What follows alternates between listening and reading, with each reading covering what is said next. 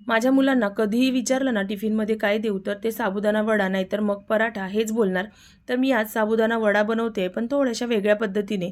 तर मी इथे भिजलेला साबुदाणा घेतला आहे, सोबतच किसलेला बटाटा घेतलेला आहे. तर मी इथे बटाटा कच्चाच वापरलेला आहे. यासोबत किसलेला गाजर घेतलेला आहे. तर तुम्ही आता ज्याही भाज्या तुम्हाला आवडतात किंवा ज्याही तुम्हाला मुलांना द्यायच्या असेल ना, त्या तुम्ही इथे ॲड करू शकता. तर मी इथे हिरव्या कांद्याची पात घेतलेली आहे, बारीक बारीक बारीक चिरलेली पालक घेतली आहे आणि कोथिंबीर घेतलेली आहे. हे सगळं याच्यामध्ये घालायचं. यासोबत तुम्हाला मेथी घालायची असेल ना, ते देखील तुम्ही ॲड करू शकता. सोबत अर्धा वाटी मी इथे शेंगदाण्याचा कूट घेतलेला आहे, एक अर्धा चमचा जिरं घेतलेलं आहे. थंडीचे दिवस आहे त्याच्यामुळे 1 चमचा तीळ घेतलेला आहे आणि चवीपुरतं मीठ टाकायचं आणि हे चांगलं असं मिक्स करून घ्यायचं. तर हाताने चांगलं चोळून मिक्स करायचं आहे, म्हणजे चांगल्या भाज्या चांगल्या एकजीव झाल्या पाहिजे, कारण आपण इथे बटाटा आहे ना, तो कच्चा वापरलेला आहे. तर हे चांगलं मिक्स करून घेतल्यानंतर याच्यामध्ये मिरचीची पेस्ट टाकून घेतली आहे.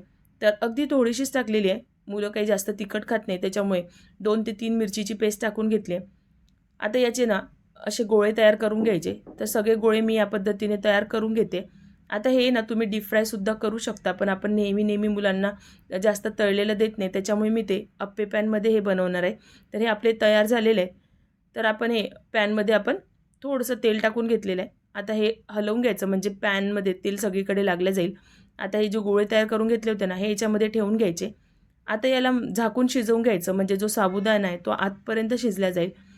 तर आता इथे बघू शकता आपण हे झाकून चांगलं शिजवून घेतलेलं आहे. आता दुसऱ्या साईडने पलटवून घ्यायचं. आता हे अलटवून पलटवून सगळीकडून चांगले क्रिस्पी होईपर्यंत शिजवून घ्यायचे. तर आता आपण याच्यामध्ये ना कच्चा बटाटा वापरला आहे ना, त्याच्यामुळे हे जे साबुदाणा वडा आहेत ते अगदी क्रिस्पी बनतात. तर एकदा नक्कीच ट्राय करून बघा. तर बघू शकता कलर बघा किती मस्त आलेला आहे. सगळ्या बाजूने मी इथे शेकून घेतलेले आहे. आता एका प्लेटमध्ये काढून घेऊया. तर तुम्ही हे मुलांना केचपसोबत किंवा कुठल्याही चटणीसोबत देऊ शकता. मुलं आवडीने खातात. रेसिपी आवडली असेल ना, तर व्हिडिओला लाईक करा.